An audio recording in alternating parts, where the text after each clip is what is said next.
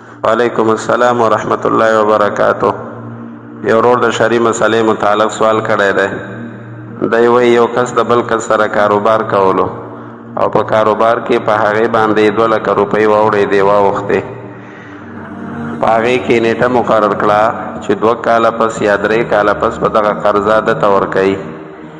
دی سوال دا کوي چې په دې بل کس باندې زما 2 لکه روپۍ اوړېدلې دي او د هغې نیټه ده 2 کاله پس یا 3 کاله پس به یې راکوي. دی سوال دا کوي چې د دې زکات زه فلحال ورکم او که نه چې کله دا پیسې وصول شي. دا یاد لرئ د دې مسلې متعلق جواب مخکې هم شوی و چې د چا په چا باندې قرضه وي او د هغې قرضې د راوتو امید هم وي نو د هغې زکات به دی ورکوي. البته اختیار ورته شریعت ورکړی دی چې کله دغه پیسې وصول شي بیا په هغه وخت کې که دی زکات ورکوي د مخکینو کلونو هم او که نه فلحال هر کال د هغې زکات ورکوي. دواړه طریقې جایز دي. که فلحال زکات ورکوي یعنې هر کال د هغې زکات ورکوي د نورو پیسو چې څنګه زکات وباسي د هغې به مباسي او که نه چې کله وصول شي دا پیسې نو بیا په هغه وخت کې د مخکینو کلونو هم او د هغې موجوده کال زکات هم ورکولی شي. نو دواړه طریقې شرعاً مختار دی پکې شریعت ورته اجازت ورکړی. وعلیکم السلام ورحمت الله وبرکاتہ. یو ورور د شرعي مسلې متعلق سوال کړی دی. دی وایي چې د مدرسه انتظامیې والا سره د زکات روپۍ دي او په دغې مدرسه کې طالبان دي. دوی وایي چې په دغې پیسو د زکات باندې طالبانو ته کپړې اخیستل جامې کول یا ټوپۍ اخیستل دا جایز دی او که نه؟ نقدې روپۍ ورته نه ورکوي د زکات په روپو باندې ورته کپړې او جامې کوي.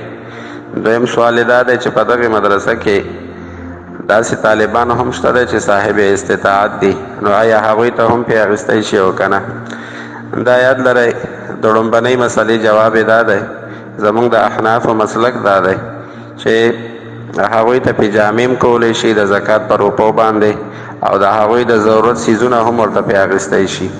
البته که نقدې روپۍ ورته ورکړي نو دا بهتره ده ځکه هر طالب العلم په خپل ضرورت باندې ښه پوهېږي چې د هغې حاجت او ضرورت څه ته دی. نو که نقدې روپۍ ورکړي دا بهتره ده او که د هغې په ځای ورته پې کپړې او جامې او ټوپۍ وکړي د زکات په روپو باندې او هغې طالبانو ته یې ورکړي نو د احنافو د مسلک مطابق د دوی دا زکات درست دی او شرعاً جایز دی. دویمه مسله دا چې کوم طالبان پکې صاحب استطاعت وي.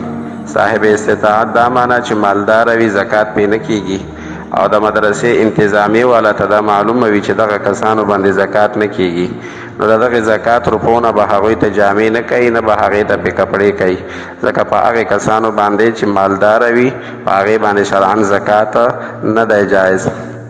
وعلیکم السلام ورحمت الله وبرکاتہ. یو ورور د شرعي مسلې متعلق سوال کړی دی. دی وایي چې د شاتو کاروبار مې کوو او په دې کې مې 10 لکه روپۍ سرمایه بنده کړې وه. په دې 10 لکو سرمایه کې 3 لکه روپۍ دا رانه چا وړي دي او باقي 7 لکه روپۍ پاتې دي او له دې نه علاوه څه نورو کسانو هم ماته د شاتو د کاروبار دپاره روپۍ راکړي دي. نو سوال دی دا کوي چې زه کله زکات وباسم نو هغه پیسې چې چا رانه وړي دي 2-3 لکه روپۍ هغې زکات به هم ورکوم او که نه یوازې د دغې باقي مانده چې 7 لکه روپۍ سرمایه او په کاروبار کې بندې دي د دې به هم زکات ورکوم. دا یاد لرئ شرعي مسله دا ده چې کومې پیسې د چا نه وړل شوي وي یا چا ترې تښتولي وي او د هغې د راوتو او د واپس کېدو هیڅ امکان نه وي نو د هغې زکات در باندې نشته دی.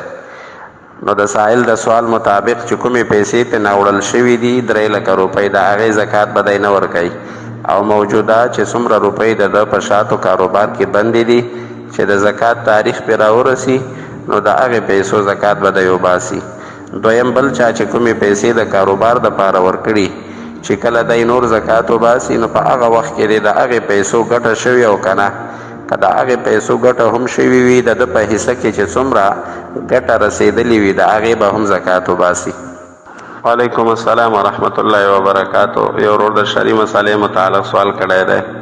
دی وایي موږ په ایران کې اوسېږو او دلته د اهل سنت والجماعت علماو کمی دی د اهل تشیع په اذان کولو سره موږ روژه ماتولی شو که نه د شیعهګان چې اذان کوي د ماښام په وخت کې موږ په هغې روژه ماتولی شو که نه دا یاد لرئ روژې ماتولو دپاره شریعت هغه غروب الشمس معتبر کړی دی چې نور وغورځي نو ماښام شي نو روژه ماتول دا جایز وي اوس که څوک اذان کوي او که نه کوي شریعت ورته اجازت ورکړی دی چې نور وغورځېدو ماښام شو نو روژه تاسو ماتولی شئ اوس که چېرته داسې وي چې د شیعهګانو اذان دا په دغې وخت باندې وي تاسو روژه ورسره ماتولی شئ او که د دوی اذان شاته وي ډېر وروستو کوي یا ډېر مخکې کوي نو تاسو هغې خپلې نقشې ته وګورئ چې نور په کوم ټیم باندې نور غورځي او ماښام کیږي تاسو د هغې مطابق بیا روژه ماتولی شئ بلکې د هغې نه احتیاطاً 2-3 منټه وروسته تاسو روژه ماتوئ